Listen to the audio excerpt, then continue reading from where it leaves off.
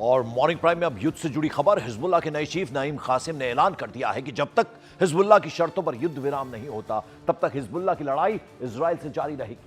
नेता नईम कासिम का एक पहले से रिकॉर्ड किया हुआ भाषण टेलीविजन पर प्रसारित किया गया, जिसमें वो कह रहा है कि हम युद्ध विराम की भीख नहीं मांगेंगे क्योंकि हम लड़ाई जारी रखेंगे, चाहे इसमें कितना भी समय लग जाए, वक्त लग जाए। यह भाषण ऐसे वक्त में आया है जब अंतर्राष्ट्रीय मध्यस्थों ने लेबनान और गजा में बातचीत के जरिए युद्ध विराम के लिए एक नया अभियान शुरू किया है।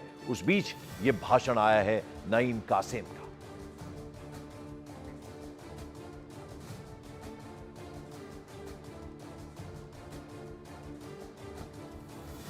ولكن نحن جاهزون فيما لو فرضت علينا وسنواجهها بكل قوة وعزيمة وثبات وعزة وننتصر فيها إن شاء الله تعالى.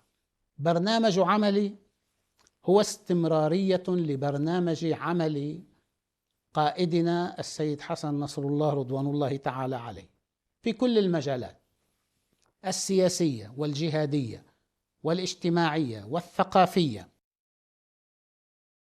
उधर रूस ने यूक्रेन के एक और शहर सेलिदोव पर कब्जा कर लिया है, लेकिन इस कब्जे के ऐलान से पहले व्लादिमीर पुतिन ने नाटो की धड़कनें बढ़ा दी हैं।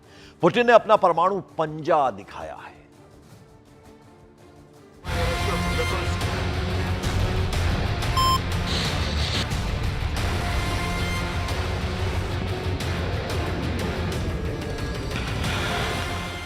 चौबीस घंटों के अंदर रूस ने बहुत बड़ा फैसला कर लिया है। यूक्रेन युद्ध को लेकर पुतिन ने अपनी परमाणु फोर्स को सुपर एक्टिव कर दिया है।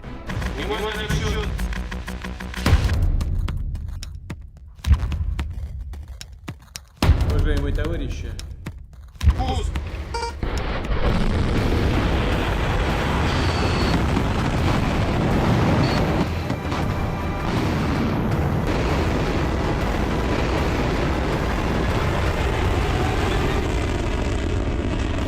हालात ऐसे बन चुके हैं कि एक तरफ पुतिन है, दूसरी तरफ नेटो है और अब बीच में वर्ल्ड वॉर के साथ परमाणु धमाके का खतरा सताने लगा है। यूक्रेन में तेज हो रहे पुतिन के हमले बता रहे हैं कि पुतिन का परमाणु मिसाइल वाला गुस्सा पूरे यूक्रेन को ही नहीं, पूरे यूरोप को जला सकता है। रूस के हमलों से साफ है कि पुतिन का गुस्सा बहुत खतरनाक है। ये युद्ध ज़ेलेंस्की के हाथ से निकल चुका है। ये बात बाइडेन और उनके साथी देश जानते हैं। पुतिन का परमाणु पंजा निकल चुका है। परमाणु पंजा यानी 5 परमाणु मिसाइल। इसमें सबसे खतरनाक सरमत मिसाइल भी है, इसमें बुलावा मिसाइल भी है, इसमें छोटी दूरी की स्कंदर मिसाइल भी है, इसमें सैटर्न और टोपोल मिसाइल भी है। पुतिन ने जब से रूस की परमाणु फोर्स को युद्ध अभ्यास का ऑर्डर दिया है, पूरा नेटो दहशत में है। फ्रांस और ब्रिटेन से लेकर अमेरिका तक रूस की न्यूक्लियर फोर्स की चर्चा हो रही है। сегодня мы проводим очередную тренировку стратегических сил сдерживания.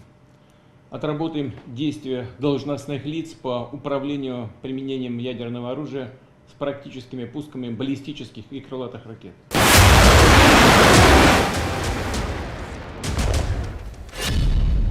सवाल है कि पुतिन अपनी सबसे खतरनाक मिसाइलों को लॉन्च करके क्या दिखाना चाहते हैं। ये वो मिसाइल हैं जो इस वक्त पूरी तरह एक्टिव है। रूस के लगातार हमलों के बीच ज़ेलेंस्की की लाचारी, नेटो की मजबूरी और बाइडेन की बेचैनी देखने लायक है।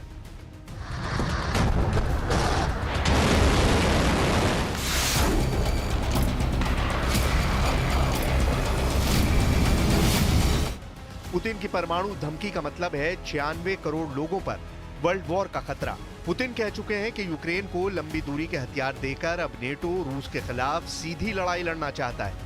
ये सब समझाने के लिए आपको दिखाते हैं पुतिन का परमाणु तहखाना, जिसमें मोबाइल लॉन्चर वाली इस्कंदर मिसाइल है, जिसकी रेंज 500 किलोमीटर है।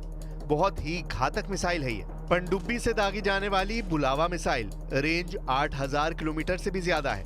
RS-36 सेटन, जिसे पुतिन का शैतान भी कहते हैं, रेंज सबसे ज्यादा 16000 किलोमीटर।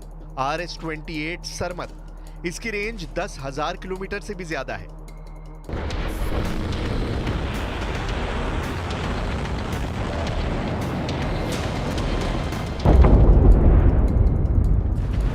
पुतिन की सबसे बड़ी गेम चेंजर मिसाइल है RS-24। जंगल में छुपते हुए आगे बढ़ता हुआ ये ट्रक ही इसका लॉन्चर है। पुतिन कई बार इसकी टेस्ट लॉन्चिंग दिखा चुके हैं। अब डर है कि यूक्रेन युद्ध के दौरान इसका असली प्रैक्टिकल भी देखने को ना मिल जाए। पूरी दुनिया बस इसी डर से घबराई हुई है। RS-24 यार्ड्स की रेंज 11,000 किलोमीटर से भी ज्यादा है। ये पुतिन की सबसे आधुनिक लैंड बेस्ड मिसाइल है। वहीं पुरानी UR-100 स्टेल्टो अब भी भरोसेमंद मिसाइल है। रेंज 10,000 किलोमीटर से ज्यादा है।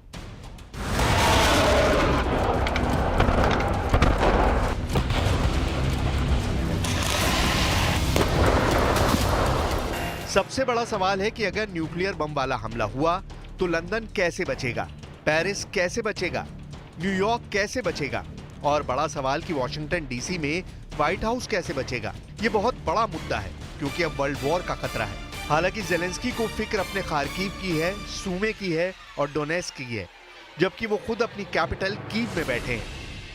Сразу отмечу, что Россия подтверждает свою принципиальную позицию о том, что использование ядерного оружия является крайней исключительной мерой обеспечения безопасности государства. Вместе с тем, мы хорошо понимаем, что именно ядерная триада продолжает оставаться надежным гарантом суверенитета и безопасности нашей страны.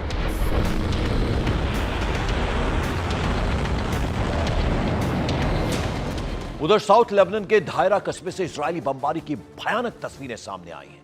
महज कुछ ही सेकंड में पूरा का पूरा इलाका तबाह होता हुआ नजर आ रहा है। तस्वीरों में आप देखिए, इजरायली फोर्स भी साफ साफ दिख रही है जो अपनी पोजीशन पर मुस्तैद है। धमाके के वक्त इजरायली फोर्स छिपती है और उसके अगले ही पल पूरे इलाके में आग लग जाती है।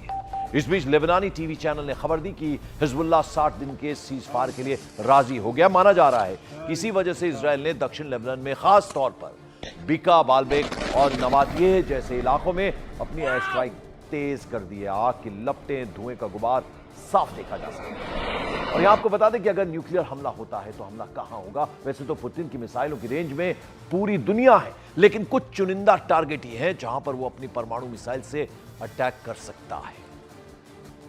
पुतिन के गुस्से का मतलब क्या है? क्या होगा अगर परमाणु बटन दबा और न्यूक्लियर हमला हुआ?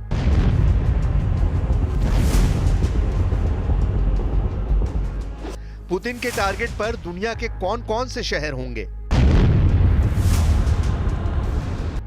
New York, Paris, Washington DC, London, Berlin, Chicago, California, Los Angeles.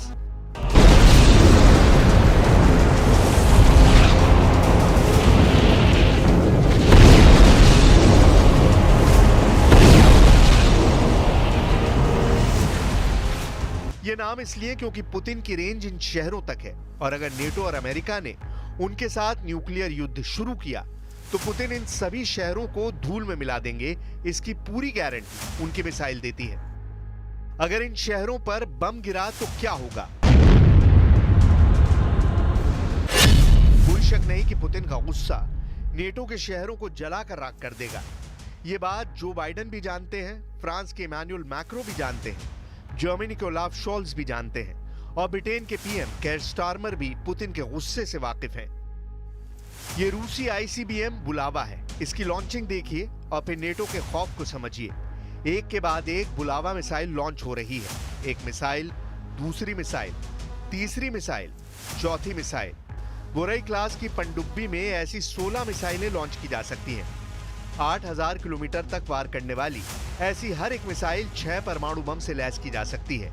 6 nuclear bomb, यानी कि 6 शहरों की इस तरह की तबाही।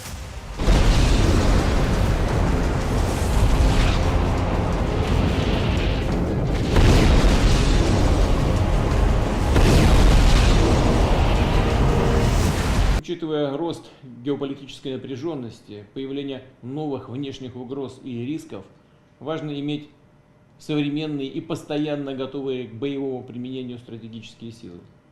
Будем и дальше совершенствовать все их компоненты. Ресурсы для этого имеются.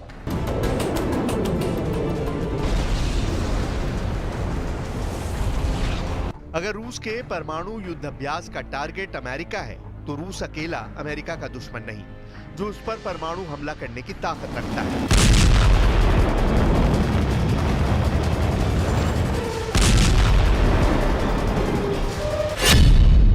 उनमें पहला है रूस, जिसकी मिसाइल पूरे अमेरिका को कवर करती है। दूसरा है चीन, जिसकी रेंज में भी पूरा अमेरिका है। और तीसरा है उत्तर कोरिया, जो अमेरिका के पश्चिमी तट पर बसे शहरों को मिट्टी में मिला सकता है।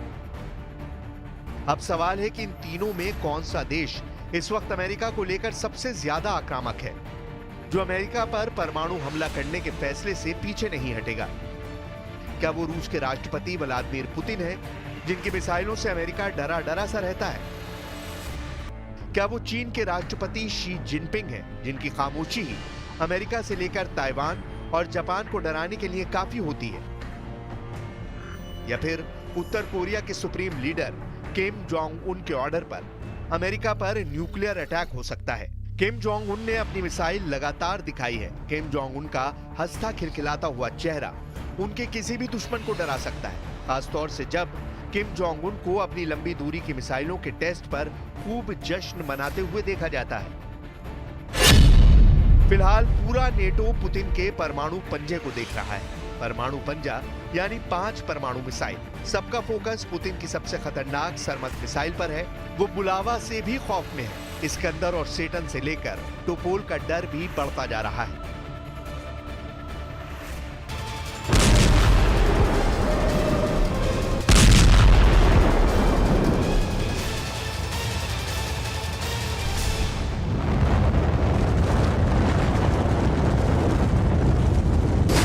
कुल मिलाकर पुतिन की न्यूक्लियर कमांड इस वक्त पूरी तरह एक्टिव है। वो अपने तमाम खतरनाक न्यूक्लियर हथियारों और उनके डिलीवरी सिस्टम को बार बार परख रहे हैं।